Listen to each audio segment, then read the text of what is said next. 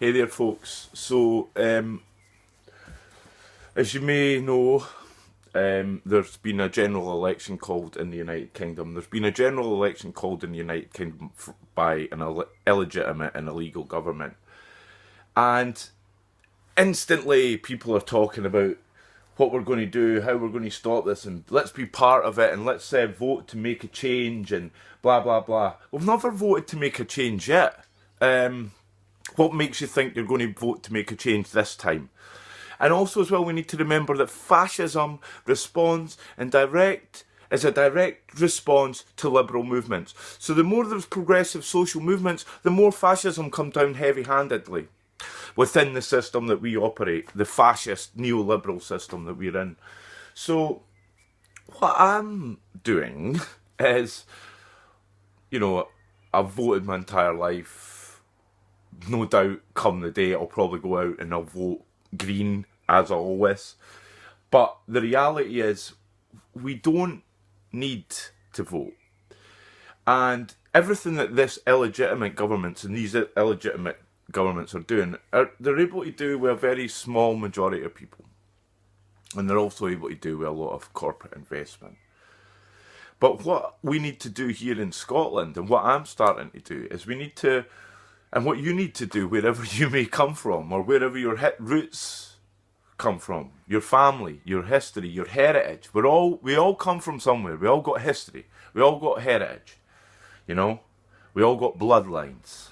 It's not just the elite that have these bloodlines, although they're the only bloodlines that seem to matter. The wealth in this country has been in the same hands of a small proportion of wealthy people for the last 1,000 years. Does that make you think about something? You're not going to change the system within the system. You don't, when we're lancing a boil, getting rid of it, we don't partially drain the boil and leave some of the pus in there because, it's not that bad actually, it kind of looks okay and, well, it's not as inflamed and it's not as red and sore looking, is it? But within a couple of days, the boil will be fully ready for bursting again, and that's exactly what we're doing. That's the way we're treating our system. We need to bring it down. The way that we bring it down is not by going out and just literally destroying it and starting again. We just need to allow healthy human communities to develop. That's all we need. Simple. Healthy human communities to develop. We need to develop relationships with our land. We need to strive to get misogyny and patriarchy out of your life. You've got to accept that by doing that, for a lot of men, it's relapse over and over again. But it's focus and goal and wanting to move forward and wanting to be a better human being and wanting to treat the natural world and humans, women and children the same way that you want to be treated. And that we want to grow healthy human communities. That's what we need to be talking about. I watched something about the pedagogy of the oppressed or the outraged, and that's what we need to be dealing with. It was a Henry Guru documentary. We need to be thinking critically about this stuff. Critically.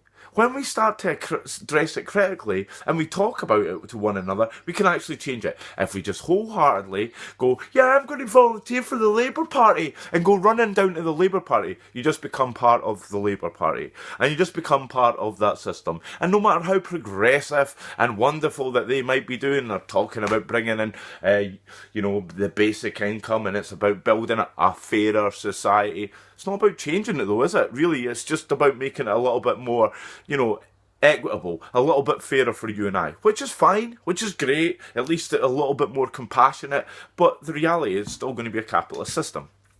And we all know what the capitalist system do. So, please, people, for the love of God, for the love of yourself, for the love of all you hold dear, for the trees, for the air, for the water, for the rivers, for you, for healthy humans, for your children. If you don't have children, for the children in your direct family, the children in your communities. We all want children to grow up healthy and happy, normal, non-anxious, stressed out adults. But if we don't allow our children to genetically develop, if we don't give them the tools or allow them an environment to grow in, they're not going to grow into healthy adults. And no amount of band-aids at the end of adult life and activism and we're going to do this and oh, here's another antidepressant, or have you tried yoga or meditation, and you know, it's all about freeing yourself from the system. It's all bollocks, man. Get real, think critically about what we're doing.